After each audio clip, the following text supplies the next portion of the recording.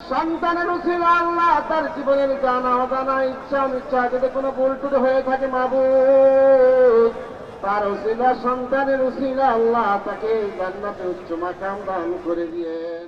বাবার সমাধিতে দাঁড়িয়ে মোনাজাতের অপেক্ষা ফুরালো সন্তানের। বাবার জন্য মমতার দুটি হাত তুলতে এই অপেক্ষা ১৯ বছরের।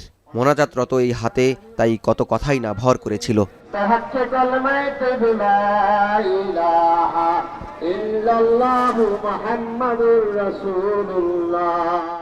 বাবা প্রয়াত রাষ্ট্রপতি জিয়াউর রহমানের সমাধির সামনে বিএনপির ভারপ্রাপ্ত চেয়ারম্যানের দাঁড়িয়ে থাকবার এই দৃশ্য রাজনৈতিক পরিবারগুলোর আমৃত্যু সংগ্রামেরও এক দৃষ্টান্ত বটে।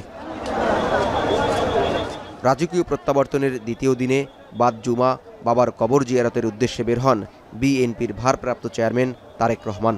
গুলশান এভিনিউ থেকে জিয়া উদ্যানের ৫ মাইলের পুরো পথ জুড়ে এদিনও সিক্ত হয়েছেন কর্মীদের উষ্ণ অভ্যর্থনায়। নতুন রিন গভীর থেকে পরিষ্কার করে কাপড়কে রাখে নতুনের মতো উজ্জ্বল। নতুন রিন অ্যাডভান্সড পাউডার। বাদ আসর তারেক রহমানকে বহনকারী লাল বাস নেতাকর্মীদের ভিড় ঠেলে জিয়া উদ্যানের ফটকে পৌঁছানোর ঘণ্টা দুয়েক আগেই সমাধি প্রাঙ্গণে আসেন বিএনপি নেতারা।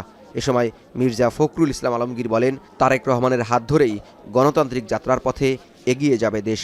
গোটা বাংলাদেশের গণতন্ত্রপ্রেমী মানুষ আমরা আজকে অপেক্ষা করে আছি এই নেতার নেতৃত্বে একটা সত্যিকার অর্থেই একটা সুখী সমৃদ্ধ গণতান্ত্রিক বাংলাদেশ নির্মাণের জন্য। জনমনে নির্বাচন কেন্দ্রিক সব ধোঁয়াশা তারেক রহমানের প্রত্যাবর্তনের মাধ্যমে কেটে গেছে বলে মন্তব্য করেন স্থায়ী কমিটির সদস্য মির্জা আব্বাস।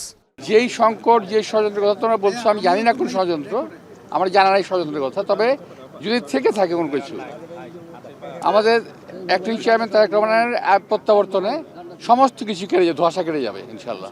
পিতা পুত্রের এই অদৃশ্য মোলাকাতে আগত কর্মীদের স্মরণে ছিল দেশের রাজনীতির এক অন্ধকার যুগ, যা কেড়ে নিয়েছিল পিতার কবরের পাশে দাঁড়িয়ে পুত্রের মোনাজাতের অধিকার। জাওয়াদ মাহমুদ, এখন, ঢাকা।